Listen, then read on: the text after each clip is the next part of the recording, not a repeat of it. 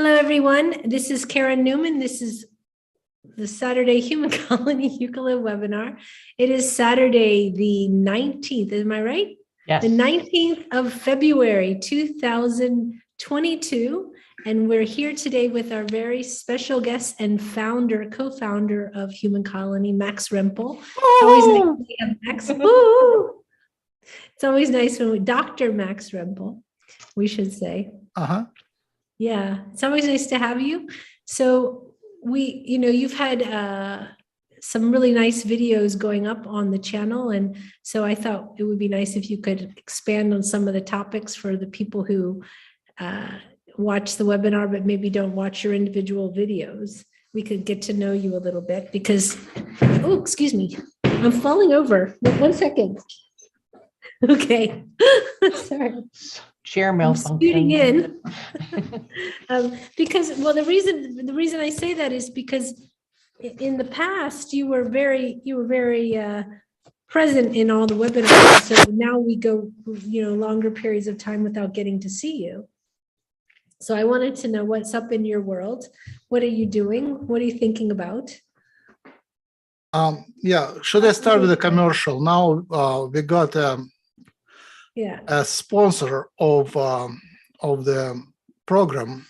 So I co-invented a wellness device that produces magic waves which improve the work of joints and improve your mood.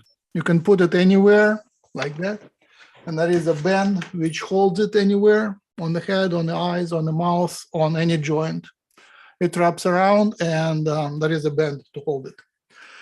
And contact me for more information, and you can easily find me at my site, maxrempel.com. You just contact me through there. And you will get a discount. Available? Again? Is it commercially available? Like yeah, it has been featured on the Today's Show and on NBC. It's getting up. It's getting more and more known. It's manufactured in the assembled in the United States and developed in the United States. There are my partners. I'm a shareholder in the company which makes them. So I just give a discount code and you go and buy there. What is it called? The company is called DNA Vibe and the device is called Jazz Band. Jazz Band? Yeah, Jazz Band. J-A-Z-Z. Like why Jazz Band? The idea is that it plays the music to the aura. Oh, okay, and so you invented it.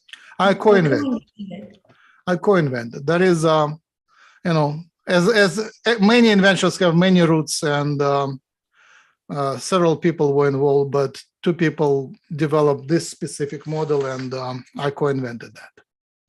Oh, great! And how long has it been out now? More than a year. Oh, perfect. Max, I'm looking on your website and I'm trying to find it because I wanted to put a link to the page where it is. DNA Vibe, but you need to get a code from me so Hucolo would benefit. So contact me, maxrempel.com. maxrempel.com. All right, perfect. It's there. DNA Residence Lab. Is that it? No. Oh, maxrempel.com. If you just spell it, maxrempel. No, I'm on the website. I'm trying to find the device. Oh, that's not there yet. You just contact me. You'll go to contact and then go to Max. Okay. Contact Max. Right, and I will give you a special discount code. You should put it on your website with the code. Oh, I mean, the project of having a sponsor was born this morning, so I didn't have a chance yet. Now it's coming soon. 8:20 in the morning, a little bit later. Yeah.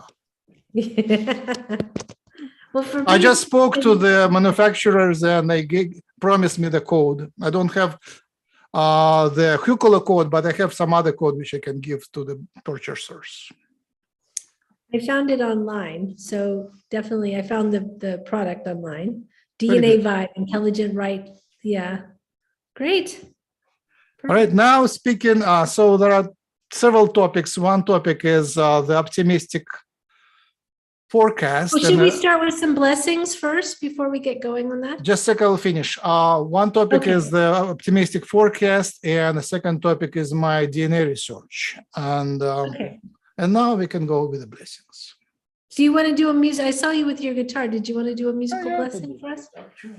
And Angie will do your announcement. All right.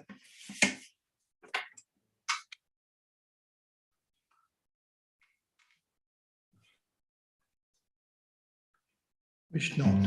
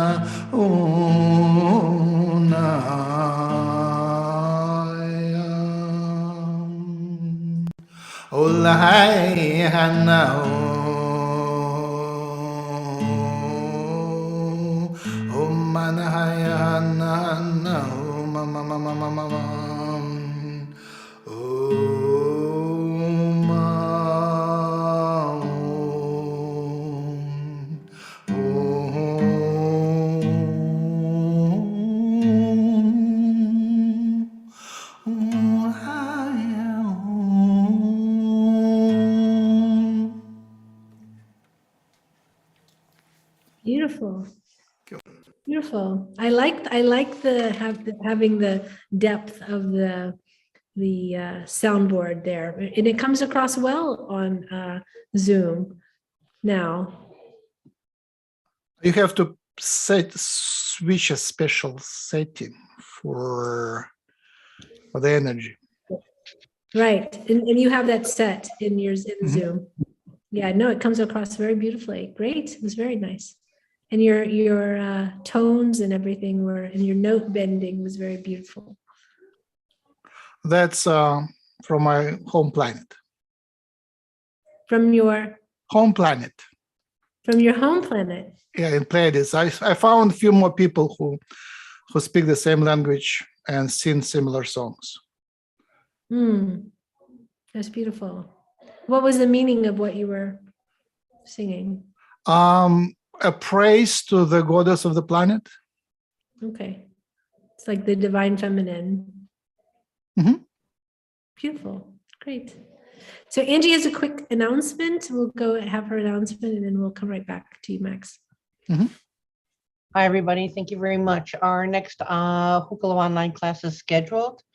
Understanding the matrix and how it works. It is scheduled for Saturday and Sunday, April 30th and May 1st, 2022, from 1:30 to 4:30 Eastern Standard Time. The cost on that is $150. I know that we had done a matrix class at one of our workshops. That was an introduction. I had many people email me asking me, is it the same as the class that was offered during the workshop? This one is, this class is, the first class was an introduction. This is an in-depth look at an understanding of what the matrix is, how it works for you as the individual, working with it as a collective. It will teach you a lot about what the matrix is and how to use it. It also will clear up any myths and mistruths about the matrix. If you're interested or have any questions, email classes@hucolo.org and I will get more information out to you. Perfect. Okay. Yay. So Max Rempel, PhD. Any more blessings? Does anyone else want to do a blessing? I thought the one you did was perfect. We can have some people do closing blessings. All right. All right. So the main idea, I will try to squeeze it in a shorter time, is that I was worrying about what was happening on the planet until I hit an understanding that things will resolve and whatever happens is leading to the brighter path. And here I might discovered something which a lot of you have discovered, but I went into to get there through a very different path. Essentially, it is going through conspiracy theories and then coming back, understanding that even with a pretty bad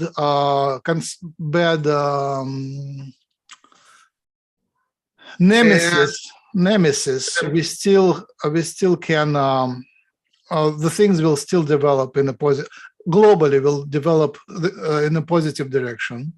Humanity will survive. So humanity will ascend to a new level, to several new levels, and things are not as bad as they seem when you start digging into conspiracy theories.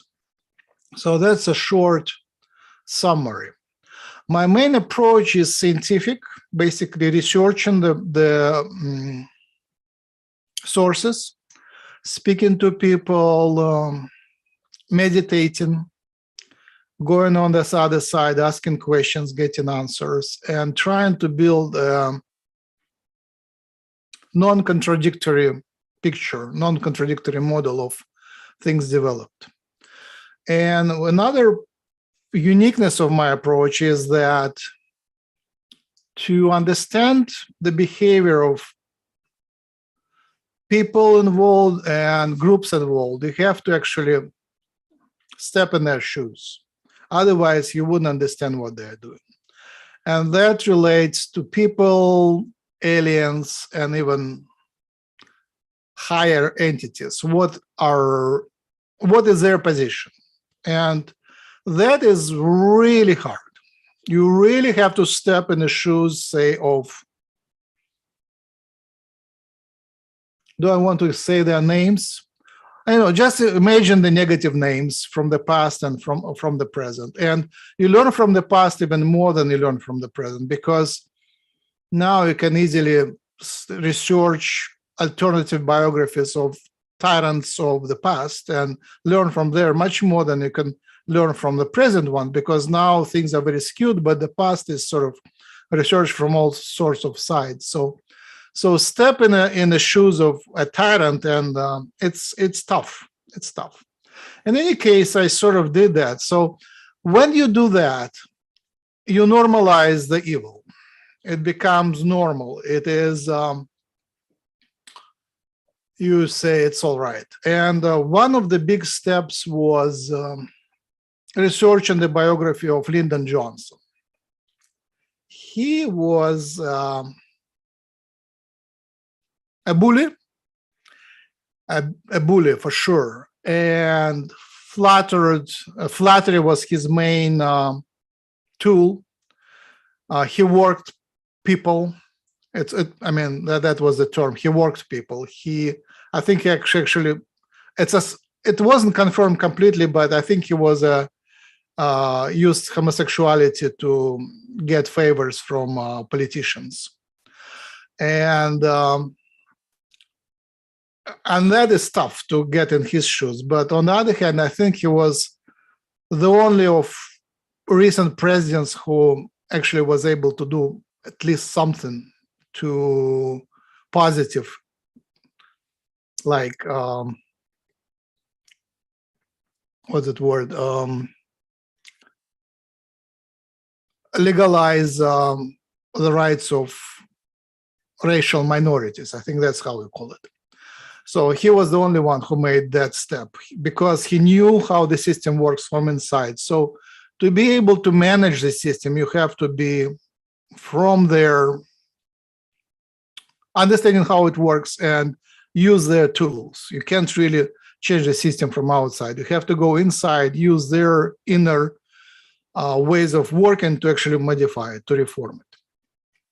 Now, there is always a choice between reform and revolution. And in Russia, we were brought up in culture of revolution. And from what we saw in the history and what we saw in the 90s, we certainly don't like revolutions, we like reforms. And the reforms that happened in Russia were incomplete, and we learn a lot from the disintegration of the system. When the system falls apart, the reforms become impossible, because the reform is only possible when a system is working, when you can reform it. But if system falls apart, you can't reform it. You have to start over. And surprisingly, when you start over, whatever comes new is often even worse than which was before. So I'm certainly in favor of reforms over revolutions.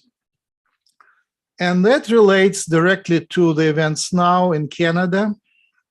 I run different alternative groups, and I study the works of manipulators, the secret organizations that manipulate groups. And I know very well when a Russian in America, or when I am a Russian immigrant, I try to set up a group in Russia, I always get at least two members. One is a representative from American security, government security, and another one is a representative from Russian government security. They both pretend to be members. So I have like three people to start with.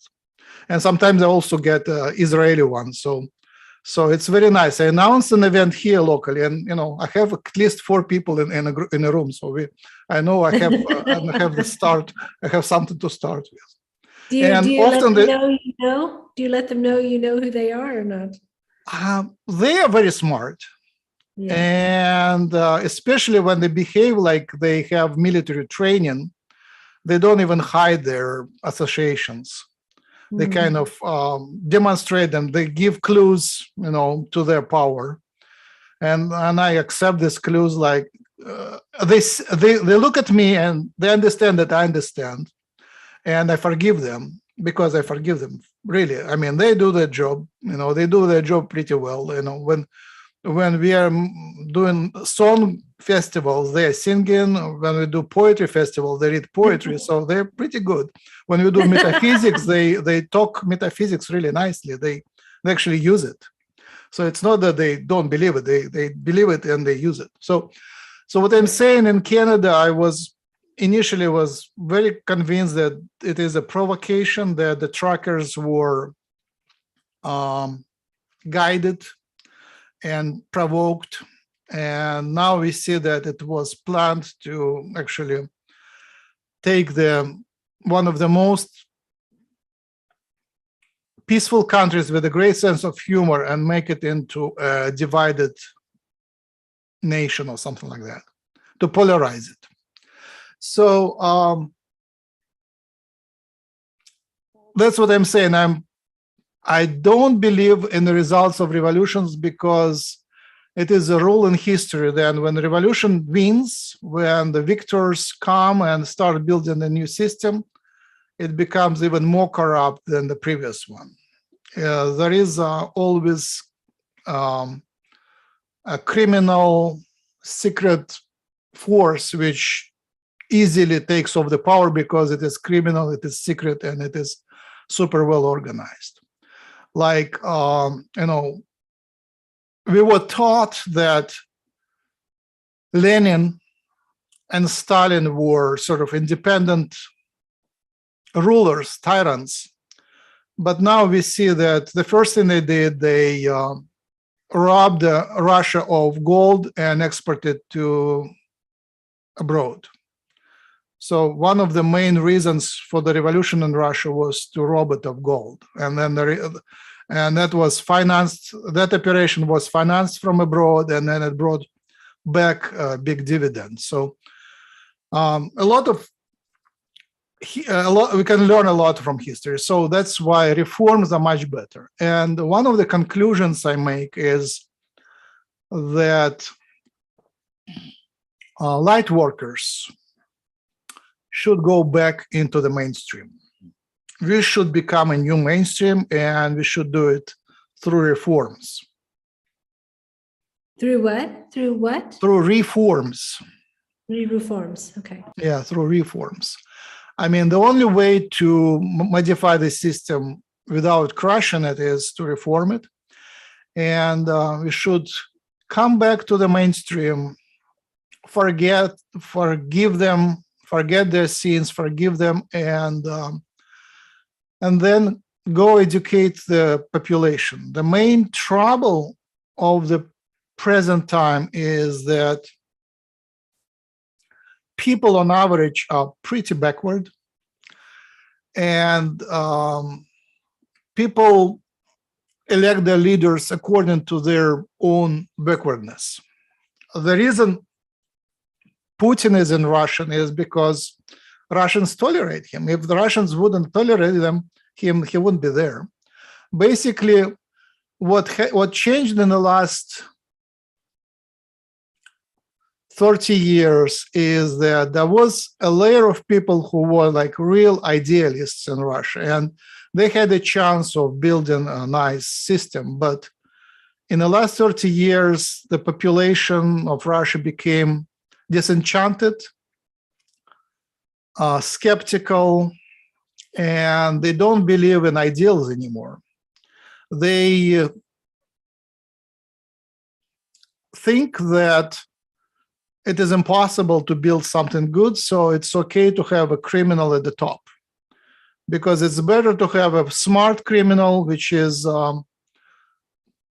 moderate, rather than new criminal. Old criminal is better than new criminal because they already kind of satisfy themselves and they have long-term plans. If someone replaces Putin, they're afraid it will be much worse. And that's the belief in the old third world. I think only democratic countries have the illusions that the government can be actually good. So I think that's the summary. Now going into details, I think it is pretty clear that there is a let me walk a few steps. One step is that in Russia we saw very clearly when the system broke that criminals started ruling the streets. It was racketeering was a rule. Any business had to pay some racketeers, so they served also the protection for the business. And then we saw these criminals rising to the top and becoming oligarchs and ruling the country. And now reading the world history, we understand that most of the countries are ruled by former criminals, and there is a criminal secret society which penetrates most of the countries. It's international, and it is merged with corporate world and political world and the news and everything. And now I believe it's merged with the medical world as well. The main, not the choice, the main analysis choice, how to say, the main dilemma there is, the question is whether the top is united or separated. So there are some criminals in the world, and the question is whether they are united or separated. And the second question is whether this criminal world is separate from the elite, the official elite, or is it the same?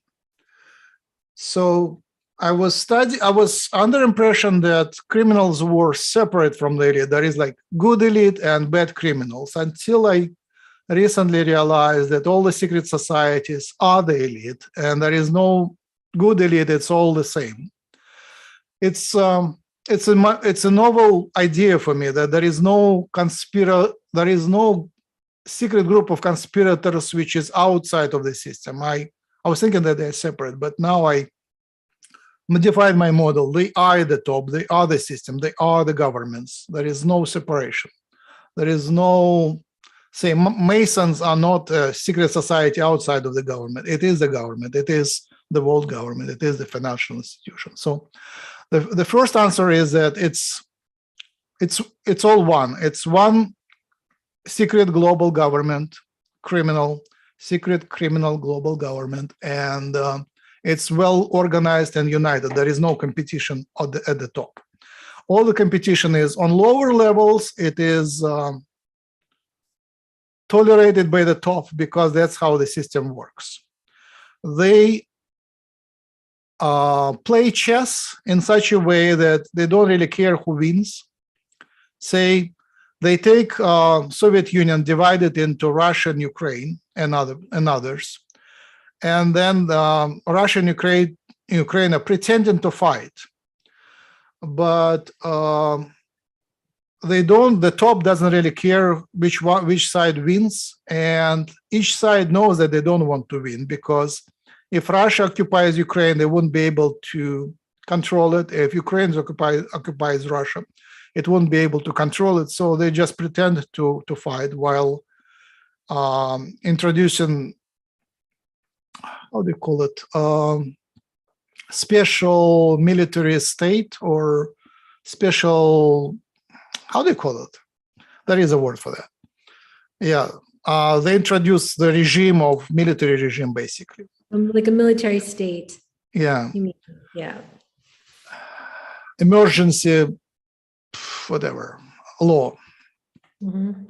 And that sort of allows the top Martial to... law. Martial law. Yeah, martial law. Allows the top to manage the world and avoid crises which seem to be imminent, but it's sort of delayed and delayed. So the first message is that there is no conspiracy. It's one world. It's one top criminal secret government. That's my very surprising conclusion. And I believe it is well organized, mostly because of the recent events. We clearly see that the news are coordinated among different countries very, very nicely.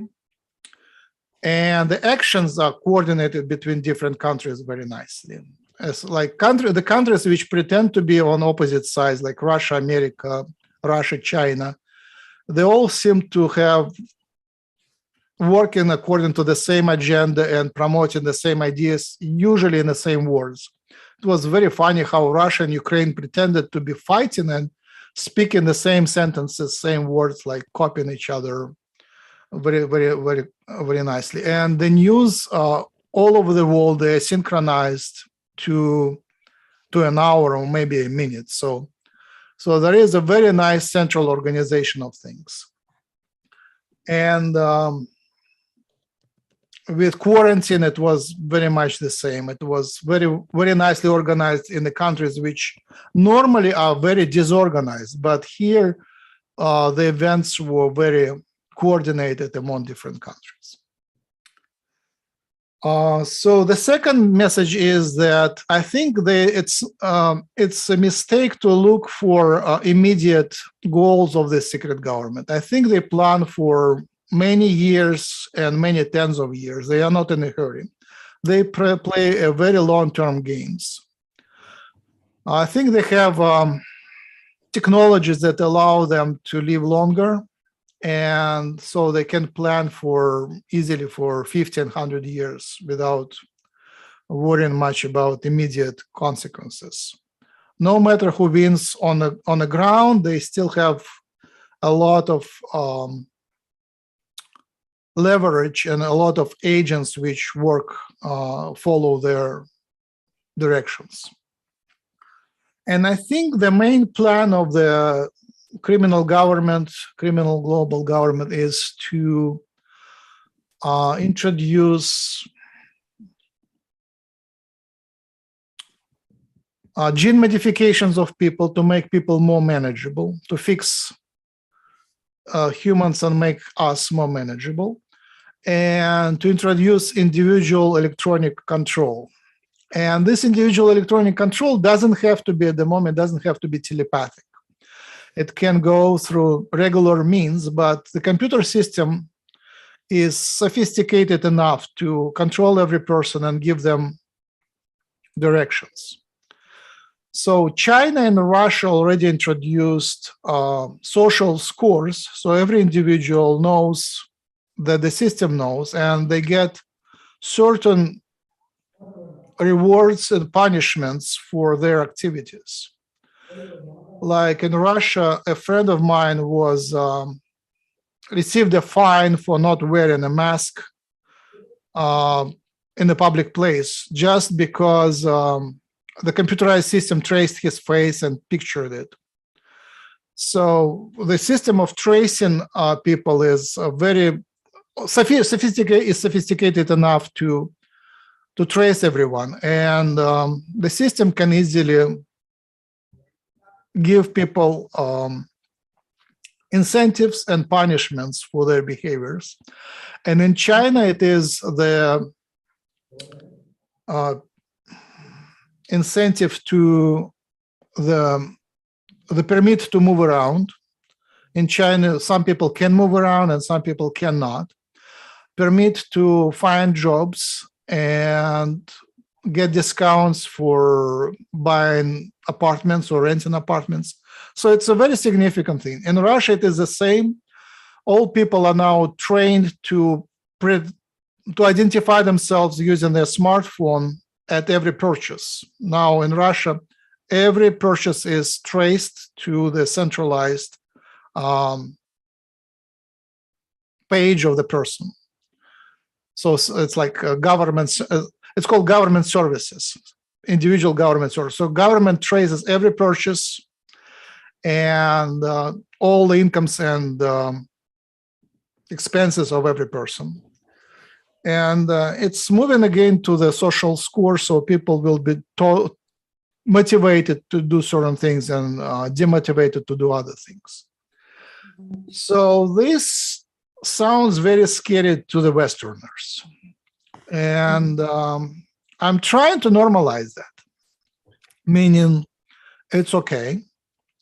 First, it will not be complete. It will not be totalitarian and total. In Russia, we know really well, and in China, it's pretty much the same, that whatever government does, they do it to the extreme, so the system becomes very inefficient because, you know, if everything is prohibited, then people can only survive by violating the rules. And that's a rule in Russia and China, and I think in the whole third world. You know, the government tries to squeeze as much resources from people, and people find ingenious ways to go around that. Yeah. So, and only in Germany, Japan, and I guess in America, the rules actually followed. In the rest of the world, there is a lot of ways to bend the rules and to survive. Yeah. So that's, I think, is the major law on this planet. This planet doesn't, I go now into metaphysics, but this planet doesn't allow for complete totalitarian systems. So the system will be always incomplete. And even when it is strong, it still creates its own, how do they say, destruction. It creates its own methods of destruction. For example, the totalitarian system, you know, I grew up in a totalitarian state and I studied other totalitarian states. By some natural rule, they try to bring up people idealistic. They want people who are patriotic, who behave nicely to the system, who believe in laws and who follow the laws. I think that's, and totalitarian systems are pretty successful in that. So when the system creates faithful citizens who are idealistic, they then discover that the system is criminal, and they actually become upset and they try to break or reform it. So that's the main hope, that now the wave of totalitarianism that comes will cause people to awaken. So whatever happens is awakening. In general, I think the big trauma causes a big trauma to the nation or the planet causes first the wave of totalitarianism and then the wave of relaxation. That happened after the trauma of Big Depression. So Big Depression hit the whole globe, and it was a crisis of 29, crash of the New York Fund Exchange, New York Stock Exchange, and then it went all over the globe, and it was an event that synchronized the whole globe. So the whole globe, the whole planet went into totalitarian fascist-like states. It wasn't only Germany, it was Germany, Spain, Italy, countries around Germany. And then if you look a little more closer, you discover that Russia also went into an extreme state of totalitarianism. And even in America, there was a wave of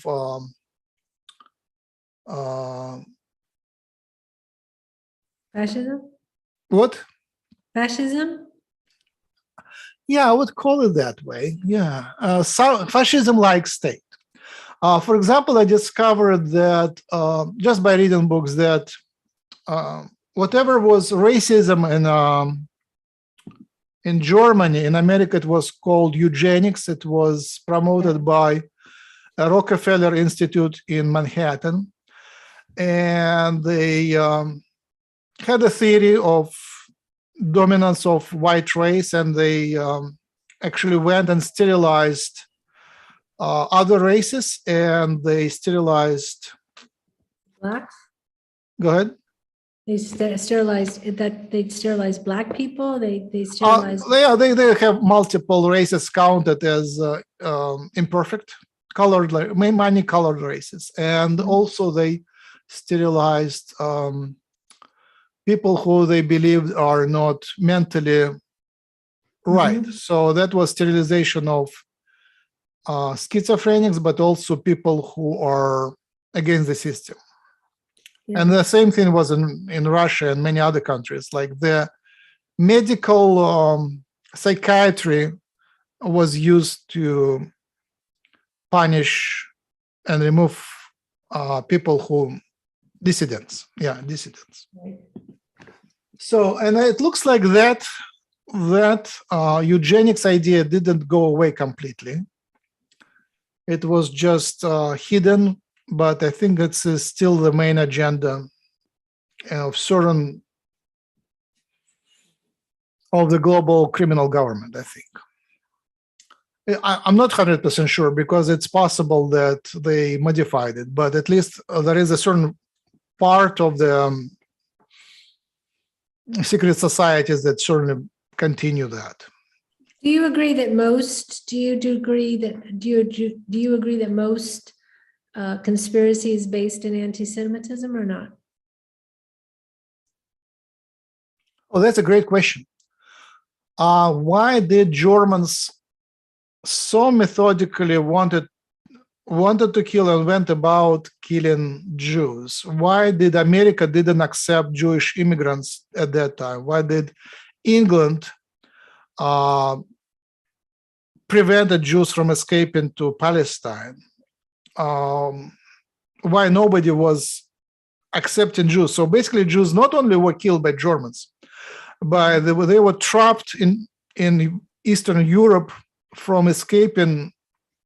None of the countries accepted them. So it was more like a global policy of killing Jews. So it was like global criminal government back then went systematically about killing Jews. Even Stalin had a special programs for Jews, and they started in 1936 a program, and it was delayed in 41 with the beginning of the war, but then it was resumed after the war. Only the death of Stalin actually stopped it from being executed, but there was a plan of assembling all the Jews and moving them first into the Siberia, and then possibly they would be executed. So there was a global plan for removal of Jews. So explaining that by Jewish conspiracy is a bit not very logical. But from what Jim's Right, I'm channel saying is, it's conspiracy based in anti-Semitism. That's what I'm saying. Is the root of conspiracy anti-Semitism? Does it spring because of the anti-Semitism? Not as, or I'm not saying the Jews are conspiracies. I'm saying, is the hate of Jews the root of most conspiracies that are created? Most of the conspiracies that are going on in the world. you mean conspiracies or conspiracy theories? Well, I mean, I would say both, because if you think about like the recent conspiracies where they talk about, you know, always the drinking of the blood of children and all that stuff, that goes right back to the biblical times of the time when they were killing the Jews, you know, back in the days of Moses. Right. It is a complex story. It has flipped many times. Yeah. Flipped many times. Basically, this I mean, you're opposition. Jewish, right? And I have Jewish roots. Oh, So, we have both Jewish roots. Yes. yeah. Mazel tov. Yes. So, I mean, so the question is, you know, what is the... So the thing flipped many times. There is an opposition between Christianity and Judaism, which is the basis for, it's a moving force for European development, for the Western world, because Christianity wouldn't have such a nice story if they didn't have Jews. They always have something to oppose. And the Jews also need Christians for self-identification. I became consciously Jewish only when I was kind of, what's that word? So not persecution, how would I say? I was reminded every day by my co-worker that I'm a Jew. He was making all sorts of jokes, like, you know, us selling Russia and all sorts of things.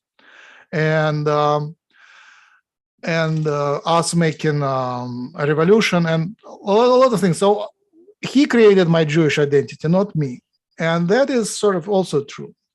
Now, going now into metaphysics, I believe that Jews have a very interesting genetics, and it's possibly a mixed genetics. I think one branch of Jews came from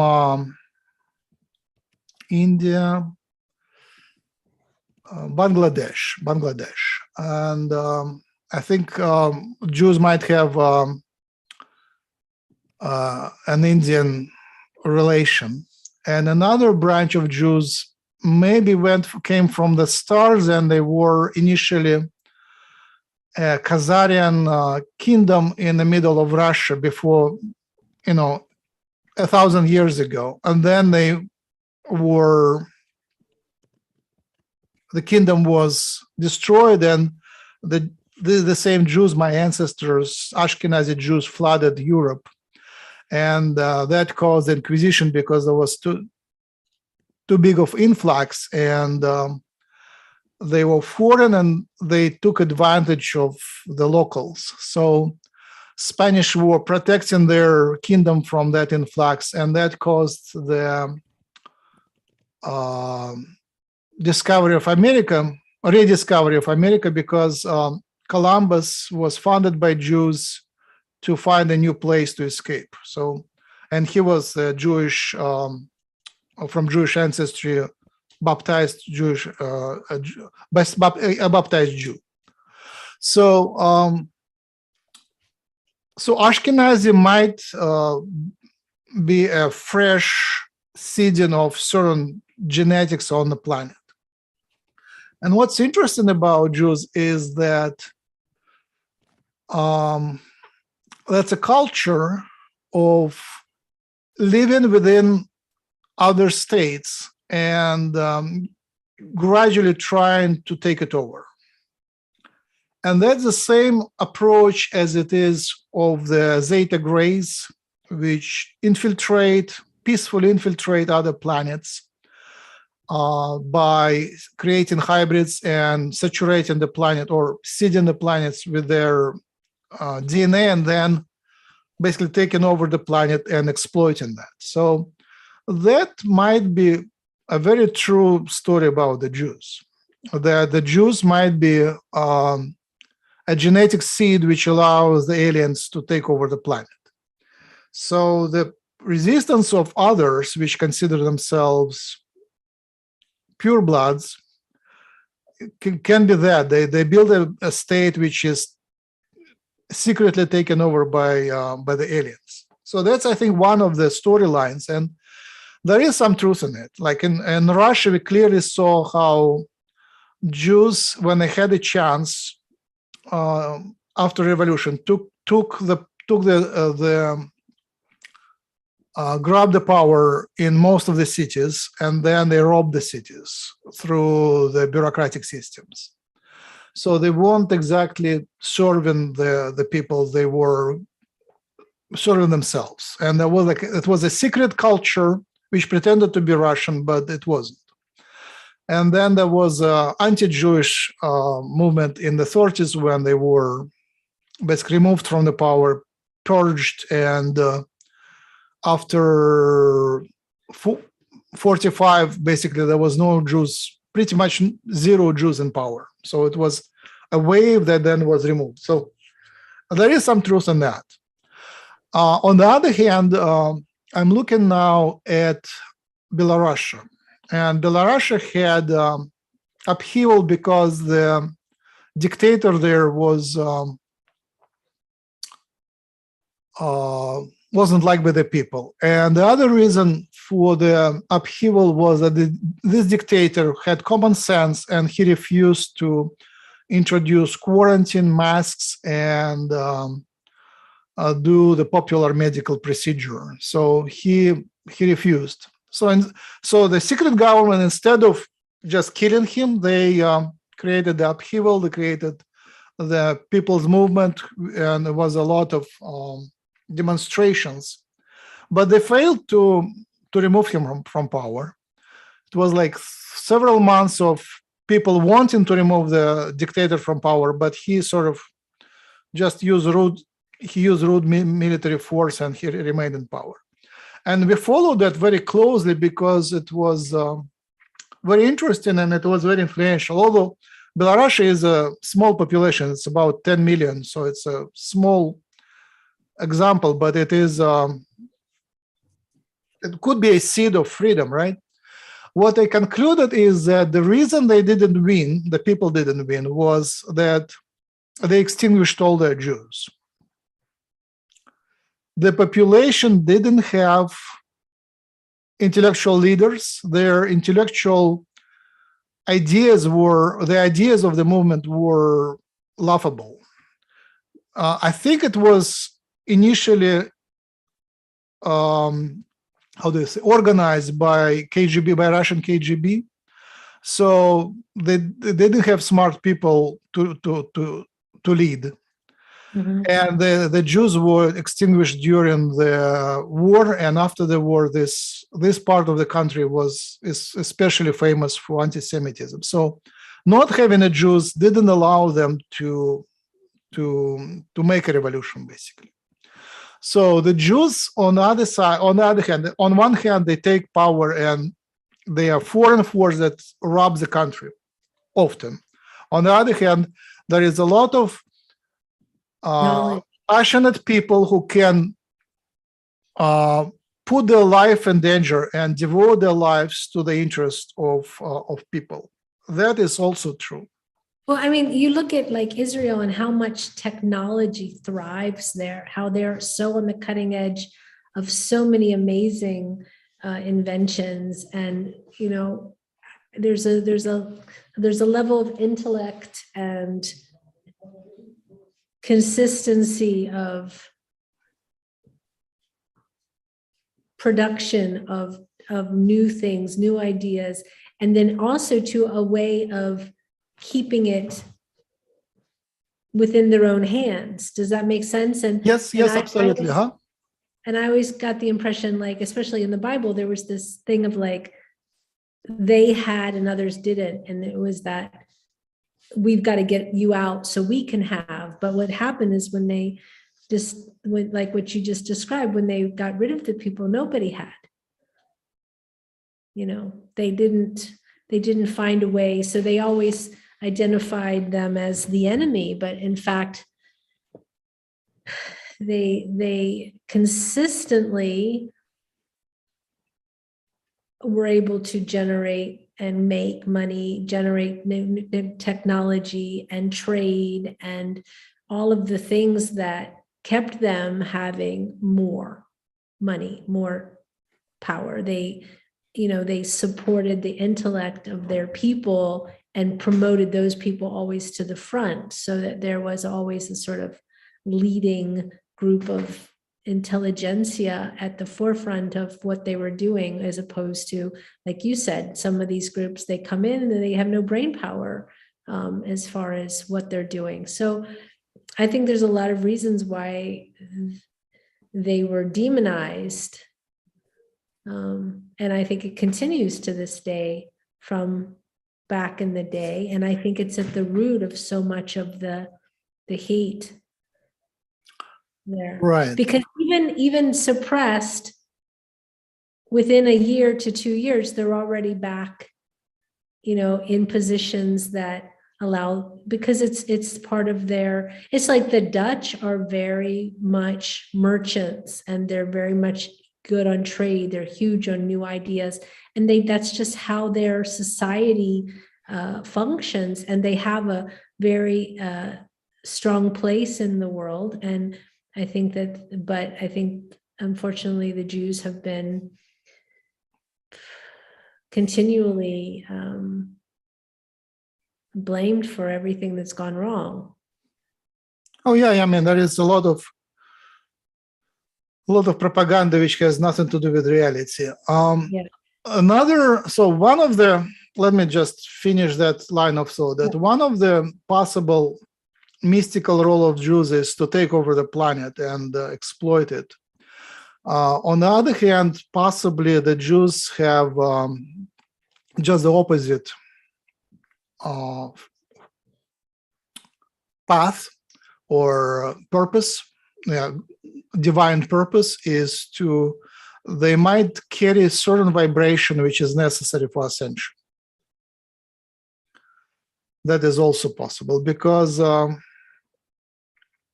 maybe the Jewish genetics has certain codes which are necessary for the planet to evolve. I think that also rings pretty much true. So it's a double-edged sword. On one hand, it can cause damage. On the other hand, it can cause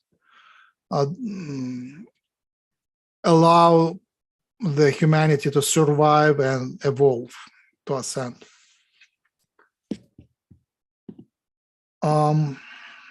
In terms of drinking blood,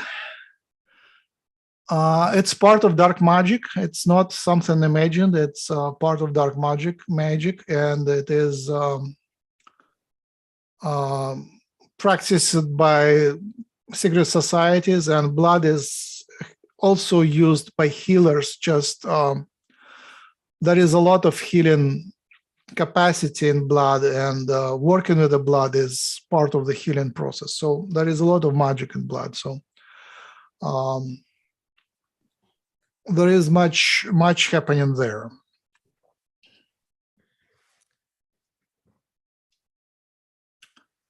I think I should mention the idea of good and evil. Yeah. I guess I will start with the idea that many of light workers have the problem that as we become lighter, we have trouble functioning on this planet. It relates to health. Who said that? It was the YouTube. I was clicking to type something in the chat, and I accidentally clicked the thing on. So you said that, but it was just it was you saying it 2 seconds ago. Oh, I see. Yeah, I was trying to type to people in the chat, and so I accidentally clicked But basically, play. the sentence came out that light workers become lighter and have trouble functioning in the world, and then something said it should be. So it was very mystical because I didn't see any source for that. Everybody is muted. Anyway, no, it shouldn't be like that, I think. I mean, it's a question. Lightworkers also have their journey, and part of mastery is to be able to exist in this world regardless of the situation and not be circumstantially affected. That's mastery, to be the observer of it, to affect change, but to not be, swayed to and fro by the ripple of the wind. It's like someone says, well, this person made me feel that way. No, you choose the way you react, at least if you're the master of your own self. And that's what a light worker's path is, to become the master of themselves. So if they're challenged, it's because they're not mastering themselves, and it's another opportunity for them to learn, right? Exactly. Yeah, that's my point too. So basically, if you become too good, too nice, you become unable to do things. Especially you become unable to do things in the modern world, which is functioning in a very rough way. So to actually drive on highway, you have to drive in a way others are driving. Otherwise, you will cause trouble. You have to drive with a high speed, and high speed is obviously gives you a risk of killing someone. So to drive on highway, you have to basically dance their dance. And the same thing in the corporate world, you have to dance their dance. Luckily now there is a lot of transformation happening everywhere, including the corporate world. Now there is a new corporate culture, it's like symbolized by Elon Musk and a lot of other startuppers who are different. So my message to the light workers is that you don't have to be super clean and abstain from the life. I think you should go back. You can go back. You can choose to go back and participate. You protected yourself, protected your own world. To be able to meditate, you had to disconnect from friends who don't believe in metaphysics, and from co-workers and from evil people. But now, once you're awakened, the next step is to come back and be part of the world while being awakened. It's tough. It's a whole new trip, but it's possible. People laugh at you. People don't take you seriously until you get your momentum going, and then they take you seriously. That's the main message, I guess. But another message is that you cannot be pure light being here. No. You can't really. It's all about the quality of the dance. You have to actually risk your karma and do unpopular steps which dirty your karma if you want to get somewhere. Basically, it's all about the goal. What do you want to achieve? And everyone has their own flavor of the life path. And there is a lot of individual choice. Which path do you choose? And discovering your life path is another challenge. But once you choose your life path, even if it is a life of service or healing, you still have to embrace your dark side to be efficient. And I learn about that constantly. I guess it's my main lesson these days, that if you want to stay healthy, if you want to be functional, you have to embrace your dark path. It doesn't have to be too dark. But say I see a lot of light workers who are completely paralyzed by their niceness. They become a dysfunctional, sick burden to others because they can't even eat anywhere, they can't even shop anywhere, they can't even use money, they can't drive, and that's wonderful. They are very nice souls, but they are suffering a lot, just physically, because the world around is very industrial, very modern, and they don't fit. And there is no way to escape. There is nowhere to run anymore. Even Canada now, I was hoping to run to Canada, but I can't run to Canada anymore. So basically, we are trapped here on this planet, which is very dark, and the people around, on average, are very backward. What happened recently, like in the past, in my youth, the backward people were discriminated against. Stupid people were discriminated against. They weren't allowed to speak. Now everyone got their smartphone. Everyone is in the same YouTube and Facebook, and they speak up. They comment whatever you write, and you just discover that these people can think straight. I mean, they still have their right, they have their trips, they have their soul lessons, but they are on very different levels of learning. I'm not saying we are super high, but they learn to speak, they learn to think, they learn logic and that sort of things. And these people are given the right to elect politicians, and they do that. So don't be surprised that the politics is so backward, because now a big equalization of people happened, and whoever was discriminated and silent in the past, now they speak up. They became the majority who dictates the tastes. They dictate the direction where the politics is going. So the conclusion is, unless they are educated and uplifted, and unless they awaken, there is not much we can do. Well, it's interesting, don't you think, how people that we're talking, that you're mentioning, eschew education, and they say, oh, you shouldn't, education is nothing, and they really go against knowledge, and it propagates more and more ignorance. It's quite frightening, to be really honest, that knowledge has been eschewed, and I don't know. I think it's very interesting.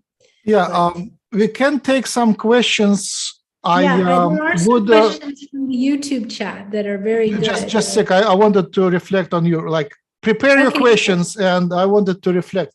So again, this is a complex thing. I mean, it's my specialty to think about. Go ahead. I'm just telling someone if he can turn off his camera.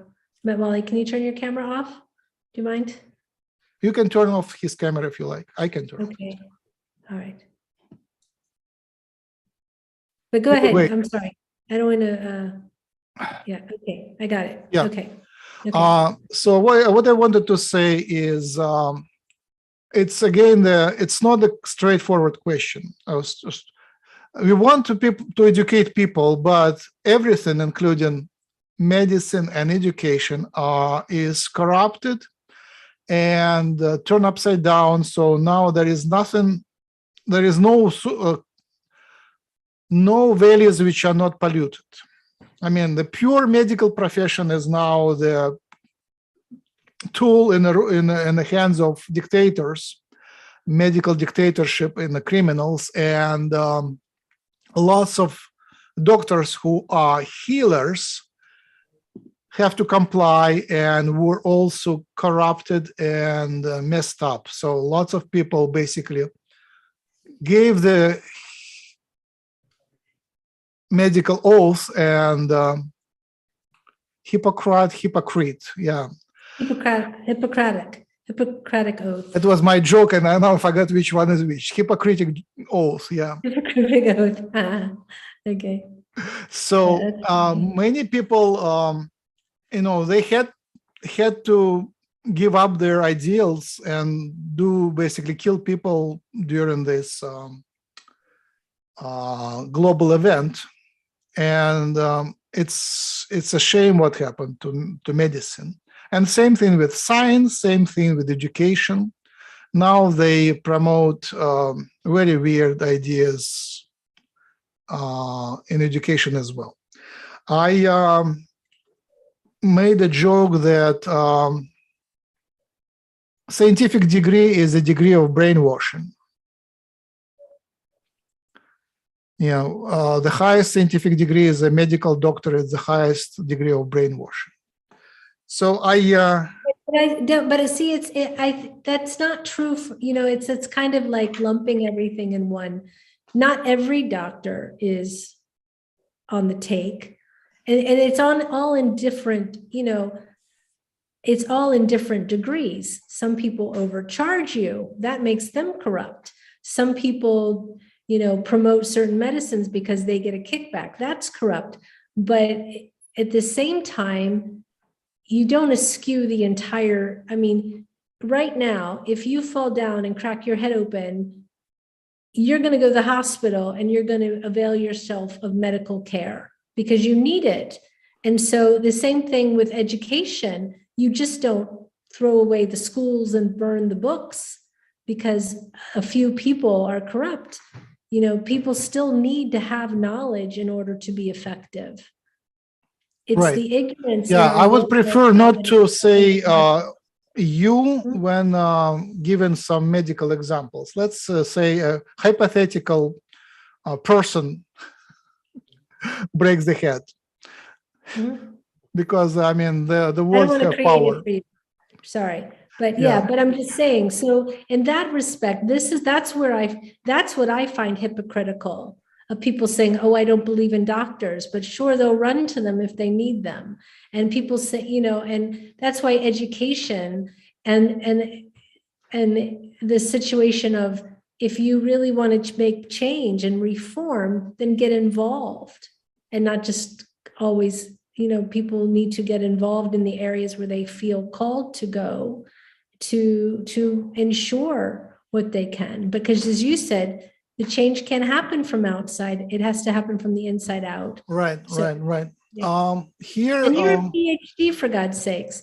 So, you can say scientists is all stuff, but is that true for you too? Are you all corrupt and I had to become an independent scientist to actually continue my research because I will, if there is a little time, I will speak about that too. But basically, what I wanted to say was we went through that in Soviet Union, and now we are facing that globally, that the system becomes so rotten that sometimes the best thing to do is to go around the system. So what it translates to, when the official medicine becomes so rotten, then you possibly want to go create some alternative medicine. And say massage therapists are wonderful because they're very unregulated and they messed up the least. So the acupuncturists, massage therapists, Reiki therapists, they're amazing. And that's a community which is wonderful. They have yoga people. They are very, very bright, very light, very positive. It's amazing how good they are compared to what you get on the other side. And when you get in that system, some people survive there, but they mostly survive in small independent practices, like single doctor practices or a small group. When they get in big hospitals, they become so brainwashed, so regimented that it's pretty much impossible to be outside of the system and to do good stuff. A lot of my Russian friends in San Diego work as medical nurses, so I get a lot of information from there. Some of them went from that area to veterinarian area, which is less paid, but at least there is less of negativity there. So, so my suggestion is to look for new grassroots ways. Like there are government schools, there are like traditional schools, and there is also like some sort of alternative schools. And alternative schools are wonderful. So at the time when the system deteriorates and rottens, there is at the same moment as big, huge corporations go down, there are grassroots movements that go up. And there are amazing developments at the moment, which, be nice to be part of. So I invite everybody to socialize, to actually go and look actively for new developing schools, hospitals, alternative medical groups, startups, and so on. Grassroots is great. And at that moment, I'm ready for questions. Okay. All right. So let me get to the first question. Matt Wally says, would you agree that creativity and joy are the best tools to change the world to the better? Yes and no. For me, absolutely yes. I have that creativity in excess. I mean, I'm so creative that I cannot do anything second time because I have to do it. Even if I cook the same dish every day I would have to cook it differently. So that's just too much. But I just realized that creativity is it has many facets, but it is in part its root is in the dark side of yourself. Mm-hmm. So part of creativity comes from that sense of destruction, from Shiva dancing. So it's another reminder that to be creative, you have to embrace the dark side of yourself. Mm-hmm. Because to create something means it's either destroying some other patterns, you destroy something, and also you create a seed which may destroy something later. So creativity has a dark side, but still, it's for many people it is cool. There are people who don't need to be creative, like keepers, like the tribe of there is like Shiva, Vishnu, and Brahma. Brahma creator, Vishnu keeper, or how do you call it, sustainer, and Mm-hmm. Shiva destroyer. And to be really creative, you have to combine your Brahma and Shiva energies. But some people are from Vishnu tribe. They don't have to be creative. They have to keep things going. So for them, it's just fine to be absolutely like zero creative. You still can be perfect. Yeah. Go ahead. Okay. There's another question that says, and I'll get to the questions in the chat, that says, what do you think about Russia being more open about coming out with UFO disclosure?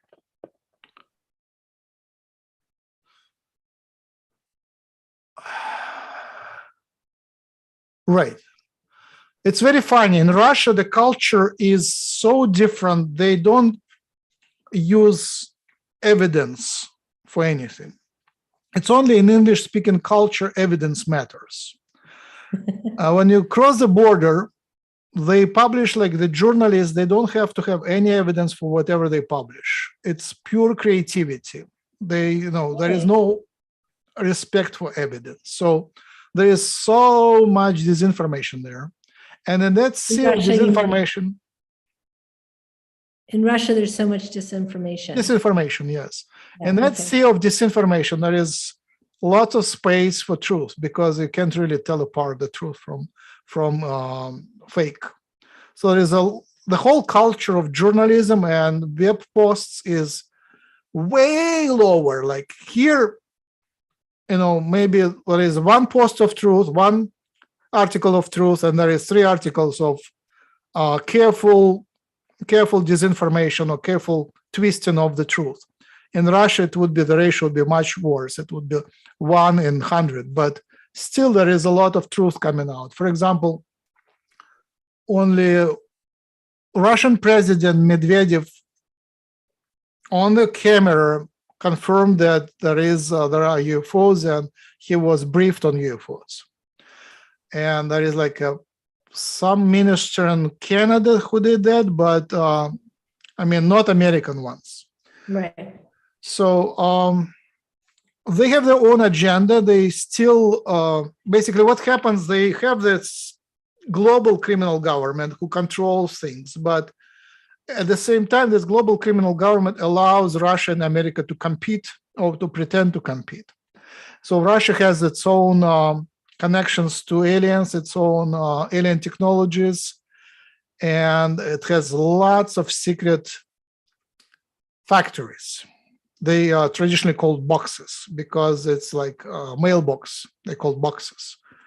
It doesn't have an address. It has just a mailbox. So mailboxes. And a lot of Russian economy goes there. They develop new technologies, and Putin boasted that it would be very nice to create a super soldier. He said it on camera. He didn't say that they are creating, but he actually promoted the idea of creating a super soldier, which I assume that they're already using those. The technology is there like for over 20 years. So it's now the super soldiers would be already functional and perfected. And I think other countries have them too. And I think this will also create super girls. That's my impression. Super what? Super girls. Super girls. Yeah, if you can create something more to your taste, why wouldn't you? To couple with super soldiers. In any case, I think the genetic manipulation of humanity goes pretty fast. Now with the new popular procedure, I have that written down. I shouldn't pronounce it online, but in this super popular procedure, that tool allows to introduce genetic modifications to people very easily, combined with CRISPR. So if they have that going on continuously, they can modify people at will, the criminal government and medical industry. So I think they will gradually normalize the idea of the aliens. There are certain disclosures that happen, but I think I wish they were happening faster. But I think the path is open for getting the contact and disclosing the contacts and getting the official contact in the next, say, it's hard to predict, but I would say spread over 20, 30 years, I think they will make it happen. Mm. It's very easy for them. When the media is in their hands, they can twist and drive the population in such a way that it wouldn't be a shock. It would be just kind of a common thing. Okay, the aliens are here. That's all right. People would easily swallow it if it's properly wrapped. Is it the answer to the question? I forgot the question, but I think I answered. He was saying, what do you think about Russia being more open and about talking about aliens? But what you're saying, yeah, there are groups which are pretty advanced. Disinformation is truth. There's even more disinformation than truth, but because there's so much disinformation, they can throw in truth, and it's probably indistinguishable from disinformation. You don't know if it's true or not, even if it's true. There are beautiful, wonderful sources here, like Richard Dolan and Jim Marrs with 2R, Jim Marrs. Mm-hmm. I highly recommend them. They catalog evidence.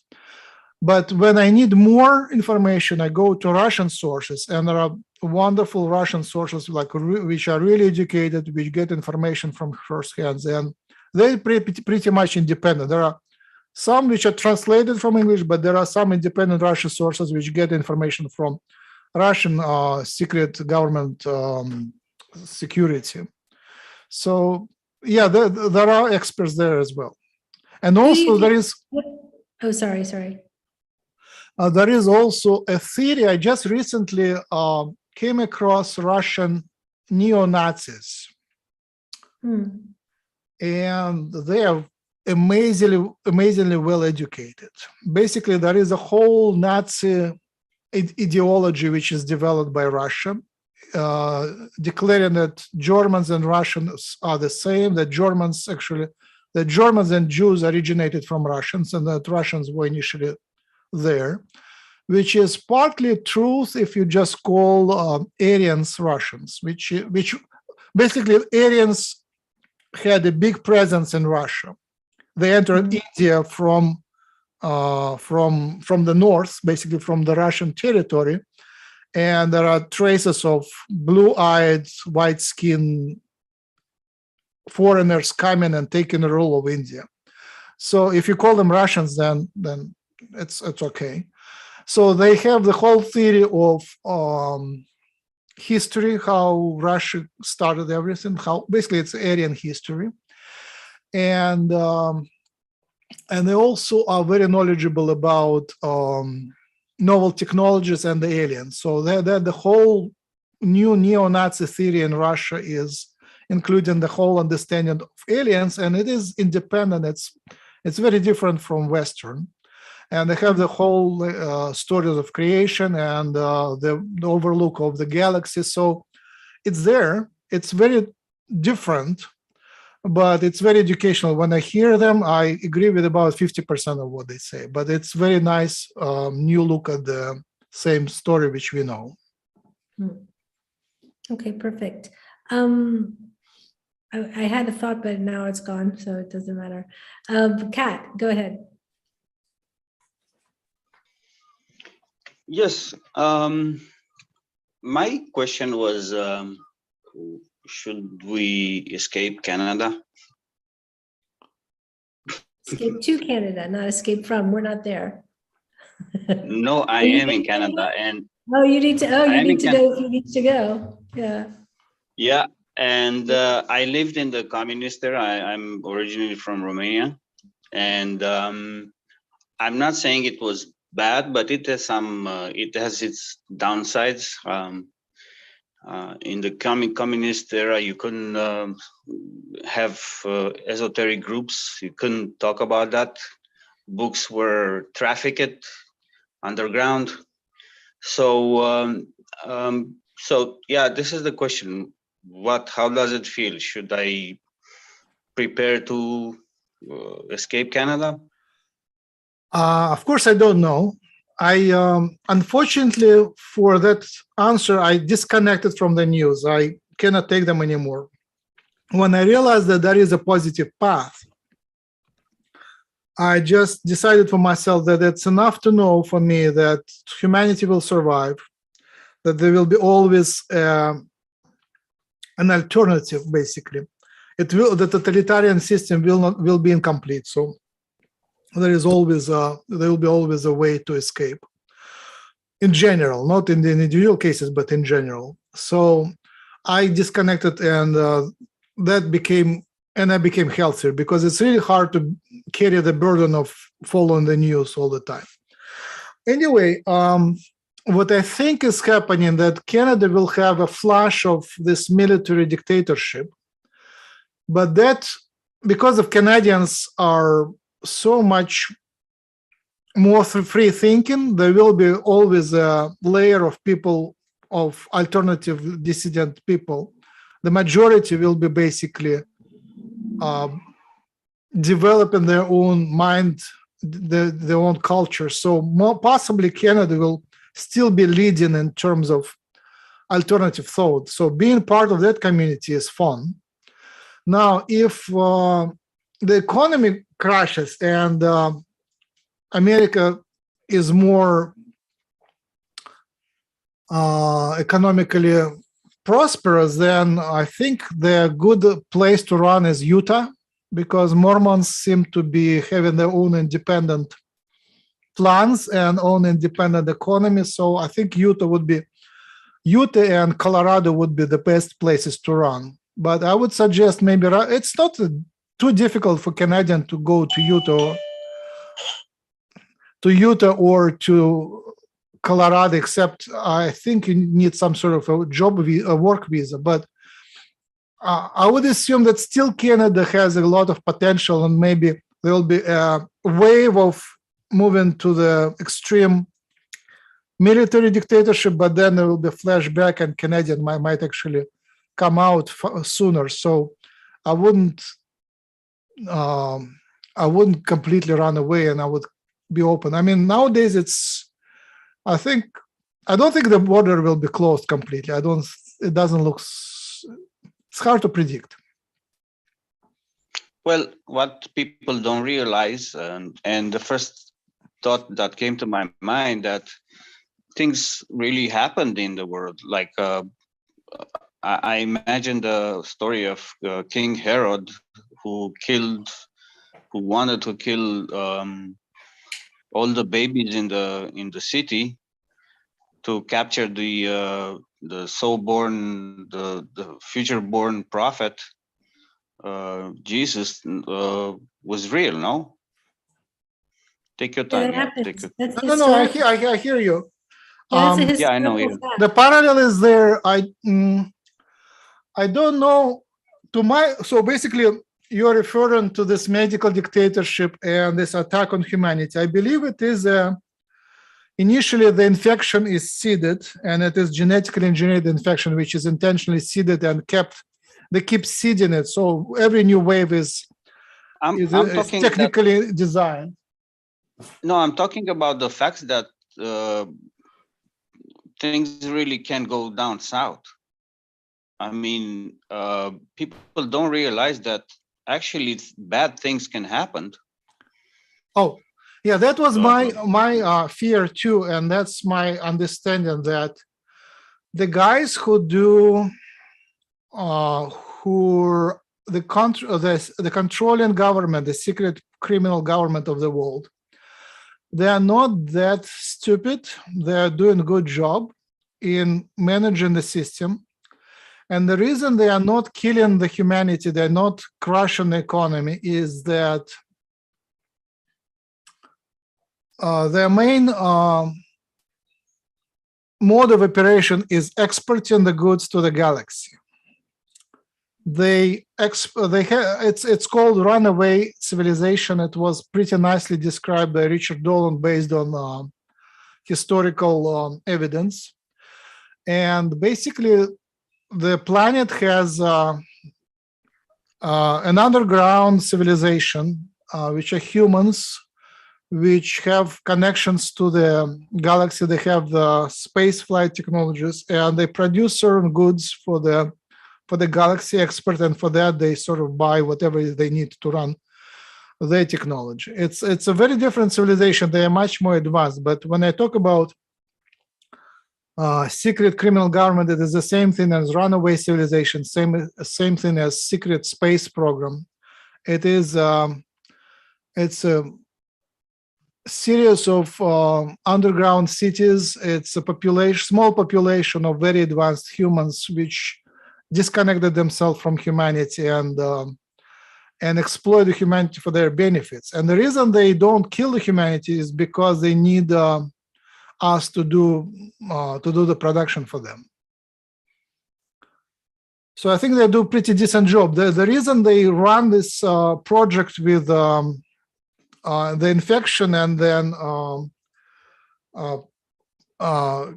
prophylactic procedure against that infection is that it helps them to manage the system. Now the system became way more manageable, and the countries are much more totalitarian, and they have lots more control over the political process. So basically they grab more power, and the only problem with grabbing more power is that people become demotivated. But they motivate people now using the system of electronic control and social scores. Right now, it's already working in Russia and China, and I think it will be pushed to the rest of the world. And I think it will be pushed in such a way that it will be a voluntary choice.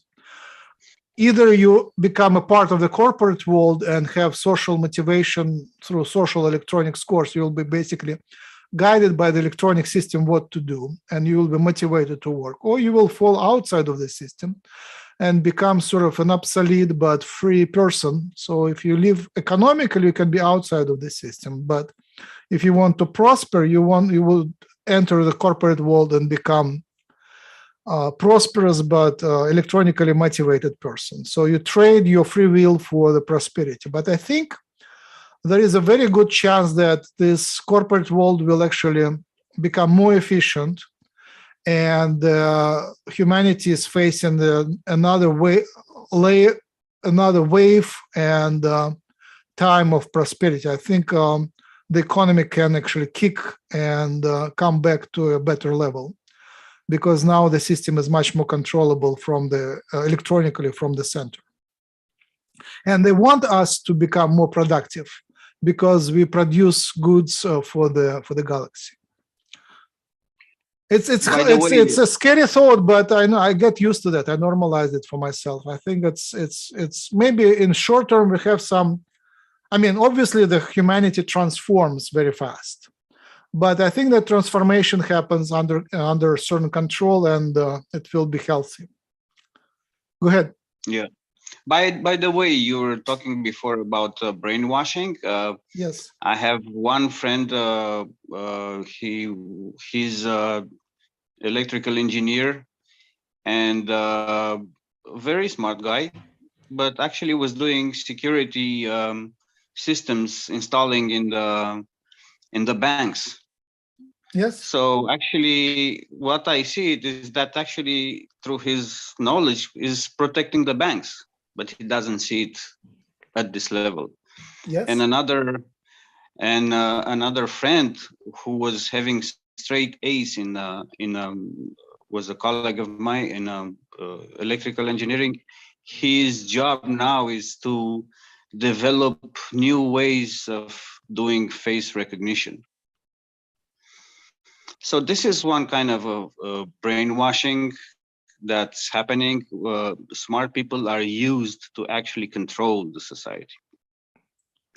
That's a part of brainwashing. I think it's okay. I think the problem is that, not the problem, I observe the problem with people that, people get angry while we should just awaken. The fact that we are being controlled by some global criminals is just awakening. I mean, they were controlling us for a long time. We just didn't know. Now we know. And it's just awakening to that fact. We have to get used to that. It's not an attack on humanity. That's what my point. It is a normal development, healthy development for the civilization, because that's the state of affairs. This civilization is still in a state when it is controlled by pretty nefarious, pretty criminal, pretty negative central command. And that's the nature of governance is defined by the state of mind and culture of the people. The more cultured people are, the more efficient and human-friendly would be the government. But right now, the state of the government corresponds to the state of the people. So that's a natural development. The technology for tracing people, for controlling them, is already available. So it would be impossible to imagine that it is not used. It's very natural for the current state of the civilization to control itself using this way, to make people cooperate with the system. Same thing, the genetic technologies are available for the last 20 years to improve the people. So it would be not smart to believe that it is not happening. It's happening. It's already happening in secret, and there is no way to stop it. So the humanity repeats the development of the civilization of Atlanteans. They also had alien technologies. They also had genetic engineering, and they did a lot of genetic engineering, creating slaves and different species. And that was the cause of their fall, because the system became so hopeless that the only path for it was to fall. And now the same souls are incarnated here, and they are replaying the same scenario, but first, we are different genetic species. We are not Atlanteans. Atlanteans were a different race, the previous race. Their goal was developing a physical body, and they did perfectly that. Now the goal of the new race is development of the soul, actually of the mind, development of the mind. And so we have a chance, a very good chance to go through the same phase of development, but not to destroy ourselves. And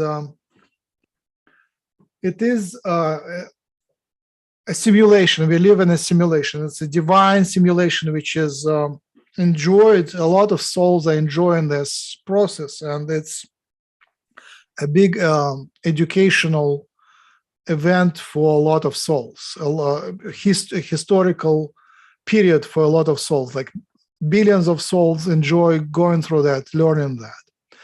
And the forces that run that simulations, angelics, fallen angels, deities, and even negative deities, they all are interested in continuing that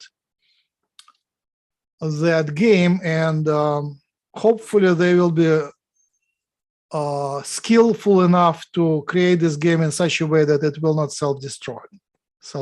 So I think we have a very good chance. But of course, for that game to be interesting, there should be a presence of a danger of self-destruction. So the danger of humanity self-destroying, suicide of humanity is real, but I don't think it is certain. I think we have a very good chances of going through adolescence and evolving to the future. Yeah, you're talking about filtering everyone's old energies and and themselves allow them to move forward to with the tiny good energy that they have to move forward with. I think what is happening is natural, like day and night, winter and spring and summer. And we just have to play with whatever cards we get, and we have very nice cards.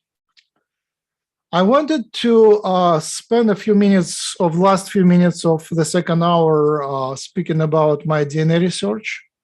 Sure. It's moving forward nicely.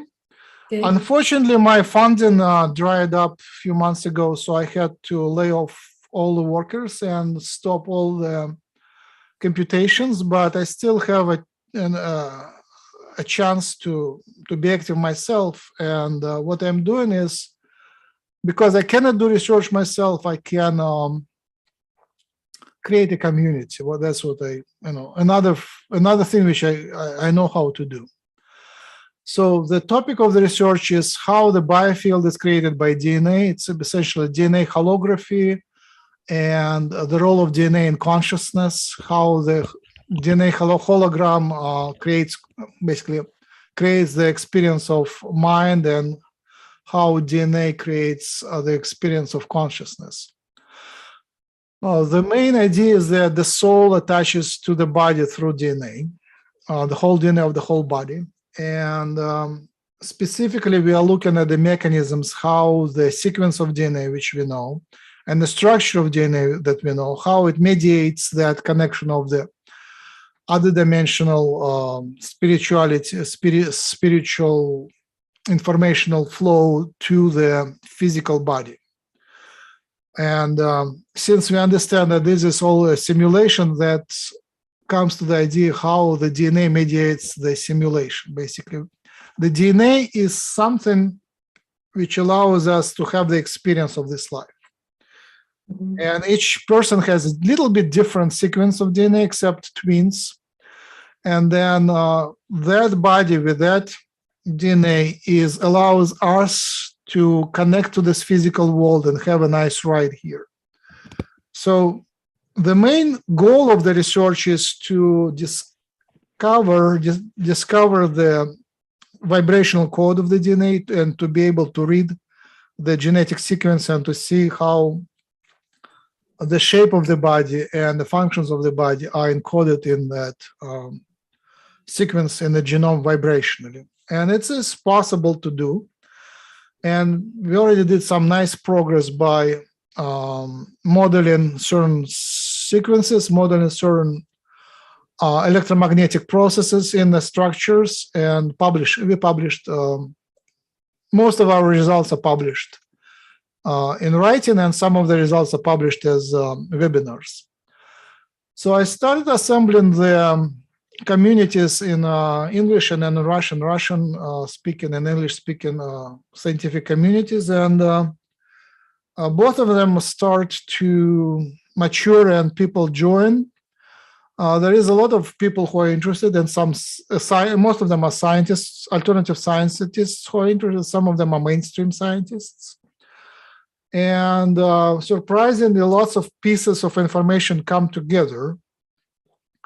The science is moving forward, and certain pieces from information come from quantum chemistry and quantum physics, essentially computational parts of quantum chemistry and quantum physics. And then we are missing their definition of the biofield, essentially, the aura, the prana. It looks like science comes much closer to understanding and describing the nature of this. Obviously, there is some spiritual component which is hard to describe from here, from the material world, but still there are several layers which can be studied and which are studied by quantum physics and which are accessible. And it looks like we can discover and decipher the physical part, how DNA actually vibrates. That is discoverable. And obviously, lots of experiments need to be done. And I already discovered, basically, I met people who are funded to do that research. And I also discovered that my research was, some main ideas of my research were published a little bit over 50 years ago, and they were made secret. There is classified. Basically, military scientists or physicists of that time, they worked under military contracts, and they were obligated to classify their research. But now, after 50 years, they were declassified. So, surprise, whatever I publish now was published, part of that was published, the main ideas were published in 1960s, and now they come out. So I think the secret government had lots of research done in that area, but my feeling is that they still didn't do the main thing. They didn't discover the vibrational code of the DNA, and that's what I'm doing. So to follow my group on DNA resonance research, go to dnaresonance.org, and you can also go to maxrempel.com, and there is a link to that place, dnaresonance.org. So we run monthly webinars in English, and we start a monthly webinar in Russian. And I do the just mailing list, and I invite people to join. And we have very interesting scientists coming and sharing lots of things are already done. And now we basically started speaking, and like there were great experiments doing like visualizing biofield. And there are interesting experiments which we don't know if they were true or not, but if they were true, they were amazing, converting DNA into a computer file, vibrational computer file, and then back to DNA. So that's amazing if it was true. But at least we are speaking to people who were doing these experiments, and we're trying to see if that can be reproduced. Interesting. Thank you so much, Max. Would you like to end with a beautiful chant for us? I think that would be really nice. The chant that is intended to be beautiful. How about that definition? Okay. Yeah. And then we'll have Angie do an announcement at the end. Or while he's setting up, Angie, do your announcement. All right. Yes, I can go ahead and do that while Max is setting up. Hello, everybody. We do have our next online class that's scheduled right now. It is Understanding the Matrix and How It Works. I did want to again say that I have had several people reach out to me and ask me if this is the same information that was at the previous workshop. The previous workshop was an introduction to the matrix. So it was just a short blurb, a short class. This is a full 6-hour class. It is Saturday and Sunday, April 30th and May 1st, 2022. The cost is $150. Time is 1:30 to 4:30 Eastern Standard Time. This class is an in-depth look and understanding of what the matrix is and how it works. If you're interested in this, please email classes@hucolo.org and I will get any information out on the class or how to register. Perfect. Okay, great. Thank you. Thanks, Angie. Okay, Max. And everyone, thank you so much for being here. And we will see you next week. And yeah, much love to you. Stay safe, stay healthy, stay positive. Thanks, Angie. You look good. Create, reform. That revolution.